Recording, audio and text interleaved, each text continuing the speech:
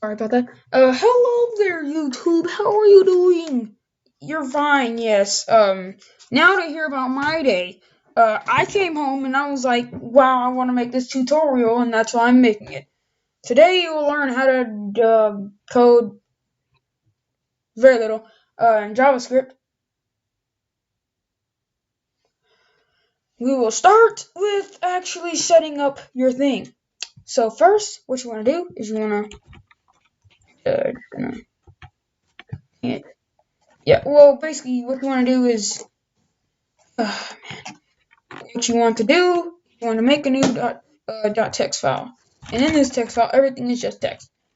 It'll be named thing, and when you make that thing, you're gonna save it, and you're going to save it as thing.html, and all files with this asterisk thing that will put a good up face, and you're gonna press save. But I already have mine set up, so I will not save it. Once you have that, it will be an executable HTML file that executes executably, like these. When I double click it, it opens up in this wrong thing. When I open it with Google Chrome, it opens up this thing, which we will probably learn how to make not in this tutorial. It's the best game I've ever made, other than Dragon Slayer. That Dragon Roar. Let me see that in the description. Basically, today we'll be covering this, which is the thing. Thing we'll be making. So, in order to make this, which is that awesome game you just saw with the blue background, yes, you'll have to start off with this. This is tutorials. You can get this in the description below, or if you want to type it out by hand, you can. You can just copy it and paste it, or you can, again, just type it by hand.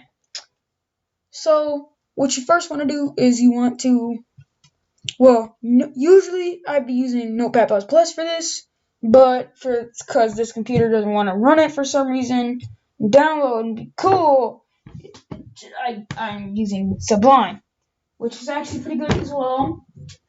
I don't think it has many features. It might have more, I'm not sure, but it's okay nonetheless. So, just saying, Notepad++ is really good though. You should use that for coding and stuff because it's really good. So basically, after you have your file set up with the file extension and everything, you're going to, well, start coding.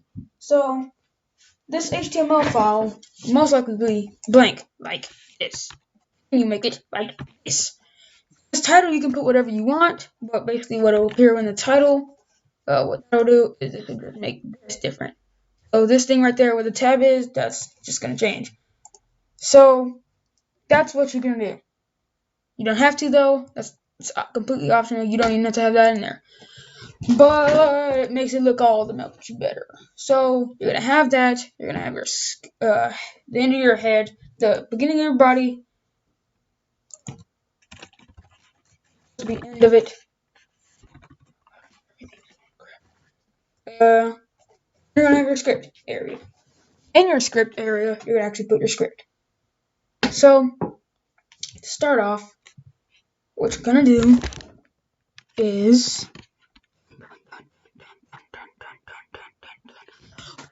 doing is, sorry for the break. Back into it. Basically, what we're going to learn about today in JavaScript is how to console something to the console. Consoleness. And then we're also going to learn how to save variables. Dang, some cars. We're also going to learn how to save variables. And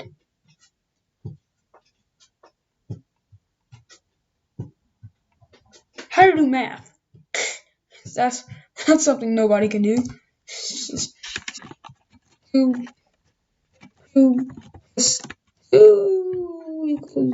No, that doesn't work. That doesn't work here. First, we're going to start off doing math.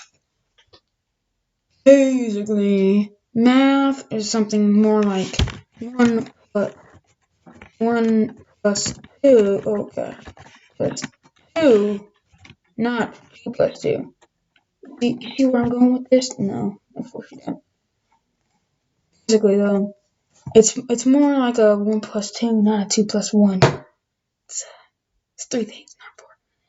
So, in math, you're gonna have to actually save the math or something, because if you just have a 2 plus 2, you just have a lingering 4. It has no use whatsoever. It's not saved as anything. And if it's not saved, and then it's not used, and it's just thrown away over there, and the 4 will never be seen ever again. If you wanted to say the 4 plus 4, let's say in the console, do a 2 plus console. You don't put this in quotation marks like most things because it's not a string. If you put it in as a string, then what would happen is it would just say 2 plus 2, not the actual outcome of it. Now, you probably don't know what a string is since you're new to JavaScript. A string is a piece of text, like console.log. So I had number 2 in here, but I have it as a string. Then it's not going to say number 2 or 2. It's not going to say that. It's going to say 2 because it's a string. And if I actually put this in here, then it's still going to say 2, which is the exact point of the quotation mark. A string.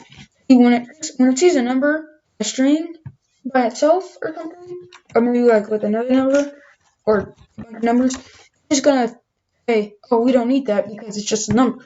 It's just gonna transfer that into this without the strings. I mean, not the strings, the quotation marks. And that is what a string is. That's the difference between a string and a number. A number, well, not a string and a number. That's just what a string is. Just what a string is. A string is a piece of text. So if I was to type in blarg, and it would output blarg into the console. Now, to this 2 plus 2, the reason that is not in quotation marks is because they're numbers. It's math. And anything that is not a string does not need to be in quotation marks, at least for JavaScript, that is. A lot of things in HTML, though, need to be in quotation marks, like this,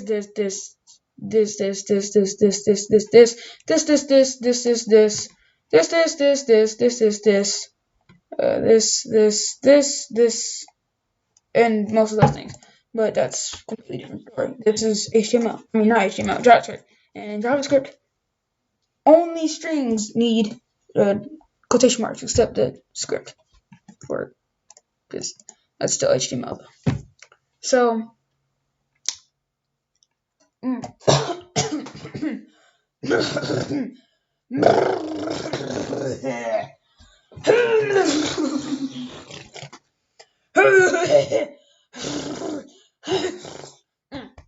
oh, that was got bad cough.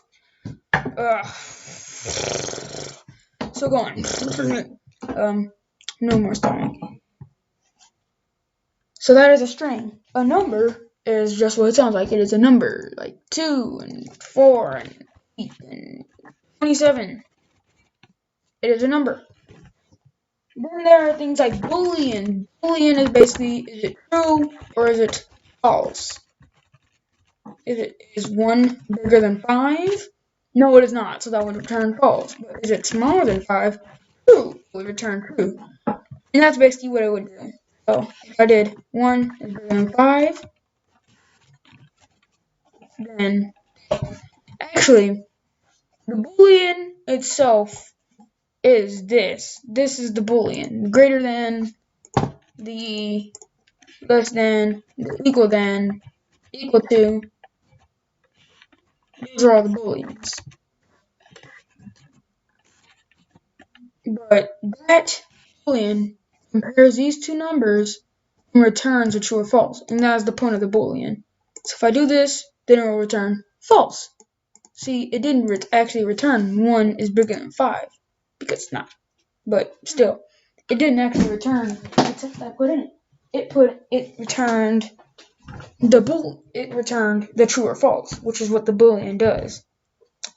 Whenever JavaScript sees one of these, it will immediately turn all of this stuff into a true or false. So if I said blarg, so let's say I said blargle, the text blargle, bigger than 5. That's going to return an error because those aren't even the same two types of data. You see, because a string and a number aren't the same. See, if you write the word pencil and compare that to number 3, how are you going to compare them? Because the similarities, just the word pencil, or in fact, a pencil is not the number 3. No, it is not like the number 3, and that is a number.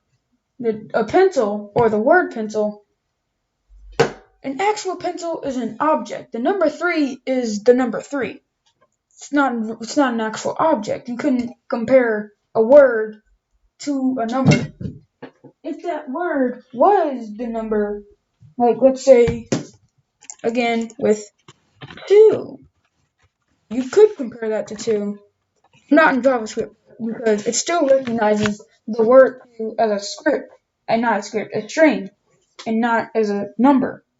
Like in math, if you try to compare the variable c, if you try to say c, you can't add c and 2.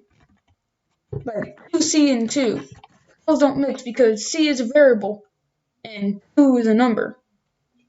You see, if you're that high enough to understand what I'm saying, then you know. Or let's say lamp and a door. They're both real objects, yeah.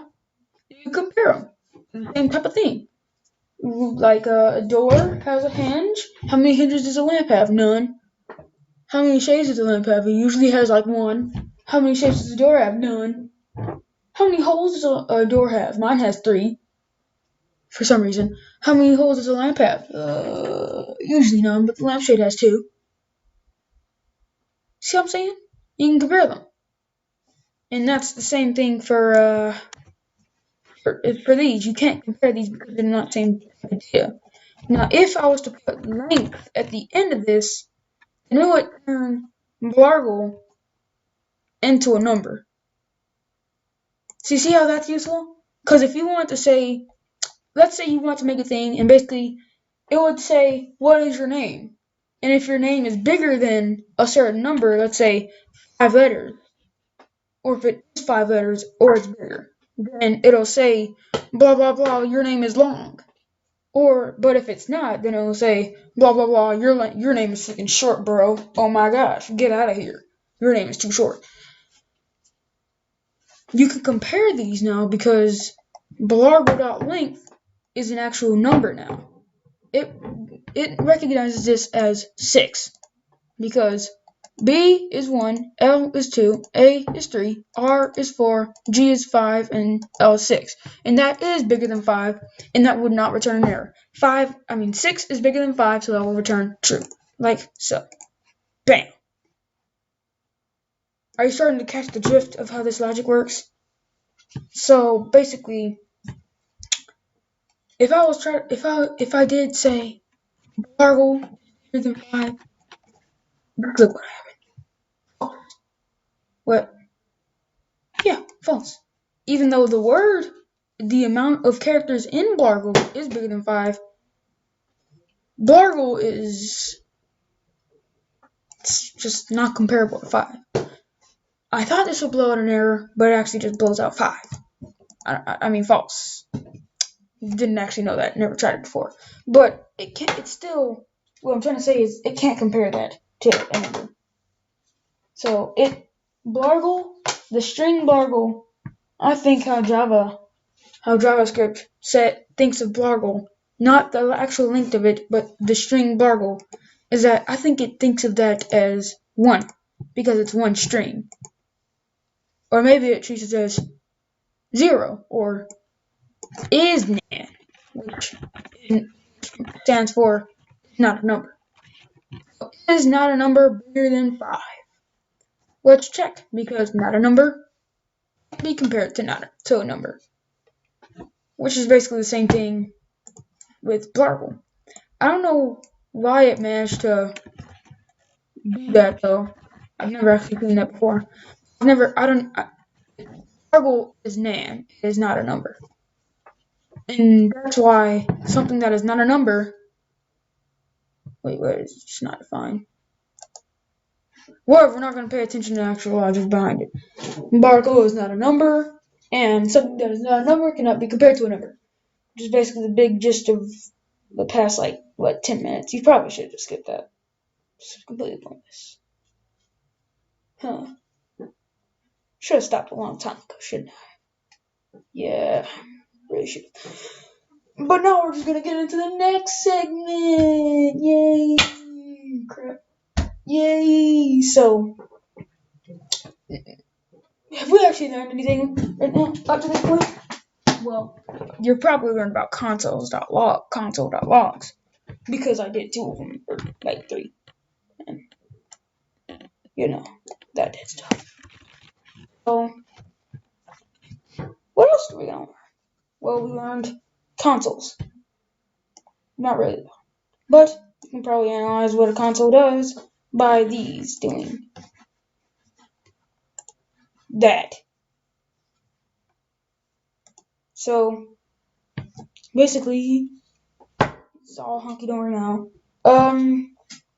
Basically, to make a console, you just do console, just write console, and you put a .log, and then you put parentheses, and then you put whatever you want to in the console, so whatever. Now we're going to get into variables. Yay, man. A variable is made by putting var. And that's not it. Put var, then you put the name of the variable. So let's say this is var1. The name of this variable is var1. And then you put the equal sign. Just one. And you put what the variable equals. So this variable can be equal to letter G. Equal to 10,987. Because I thought it like that. Or it can equal to just 2, because number 2. And what variables can be used for though? Because right now it's just 2. Console anything, doesn't put anything on the page. Just sees it. Hey number 2. Hey variable. Hey, how you doing, var1? You equal number 2, but I don't really care, because I'm JavaScript and you're not being used. To use a variable, you do something like this. Let me just use a quick console.log. So let's say I say the number is I did a plus for it, because you can actually add multiple things to a console. Yeah, you're learning stuff already. The number is, and I did a plus, and then I did var1. So whatever variable 1 is equal to, it will put right there. If you look at this, it'll say the number is 2. If I change the variable to 4, save it, the number is 4. So, or if I want to put G, because G is my letter and I want it to be funny, reload it, the number is G. Yeah. So G, Yeah. So, that's how variables work. Now, variables can be used for many more things than just that. You can use them for things like functions, which we'll get into later. Like episode 3 or 4. just make a quick function right here. The function run and took in parameter. So say console.log. All I want that console to do is console the parameter. So that's what it does. What is the parameter? Well, you don't know until you put it in. So I'm going to change this to prompt because what prompt does is basically all it really does is it's used for variables because you can prompt somebody with text and then they'll have to type something in. And what I can do is run the function run using the parameter variable 1, which is equal to a prompt. Basically, whatever I type in for that prompt will be shed in the console. So let's try it out. So prompt, I'll say hi, and then I'll put it in the console. Also, the number is also high. So that's how functions are used, and really, it's already used right there. But that is what we done this time, and I'll see you guys next time when we cover statement. We're using so many more variables, and we're gonna make something useless. Yay!